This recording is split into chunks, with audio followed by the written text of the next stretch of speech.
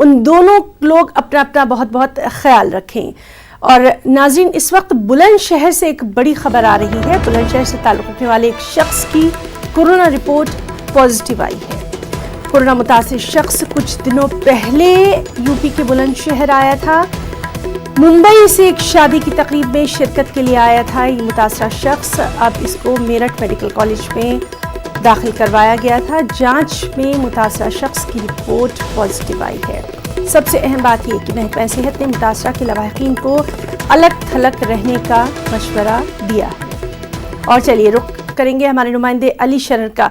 अली शरर, बेहद अहम खबर बुलंदशहर से आ रही है, क्या कुछ तफसीलात?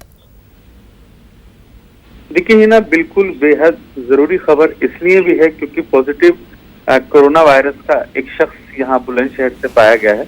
और बताया जा रहा है कि पिछले 2 साल से वो महाराष्ट्र मुंबई में रहता था और वो किसी कारोबार के सिलसिले से वहीं पर ही मुंबई में ही अपना मकाम अपना बना रखा था। लेकिन वो एक शादी समारोह में मेरठ में शामिल होने के लिए आया था। बुलंदशहर का रहने वाला है। उससे जब ये महसूस हुआ कि शायद उसके अंदर कुछ कोरोना के लक्षण दिखाई दे रहे हैं तो उसने अपना मेडिकल टेस्ट कराया। मेडिकल में उसकी टेस्ट की पुष्टि हुई और वो पॉजिटिव पाया गया। अब उसका इलाज मेडिकल मेरठ में चल रहा है। तमाम घर के जो हजरात हैं उन सबको जो प्रशासन ने आइसोलेट कराया है, सबको मेडिकल में रखा गया है। जी।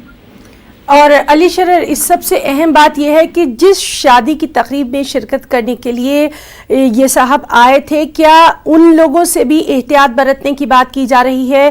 क्या उनके लिए भी कहा गया है कि वो भी अलग थलग रहें, क्योंकि ये सबसे जरूरी बात है? बिल्कुल हिना, जब से वो शादी में पहुंचा था और जब से ये पुष्टि हुई है कि इसको कोरोना पॉजिटिव है, इसके बाद पूरे इलाके में खलबली मची है। जो जो शख्स शादी में शामिल हुए थे या जो जो शख्स उसके बेहद नजदीक रहे, उन सब की जांच के लिए जिला प्रशासन ने एक टीम गठित की है और तमाम उन लोगों को पहचाना जा रहा है। उनकी पहचान की जा रही है कि आखिरकार किन किन लोगों से इसकी मुलाकात हुई थी और उन सब पे निगरानी रखे हुए आइसोलेट करने का हुक्म। जी अली शरर, बहुत बहुत शुक्रिया अदा करना चाहेंगे आपका तमाम तर तफसीली जानकारी के लिए।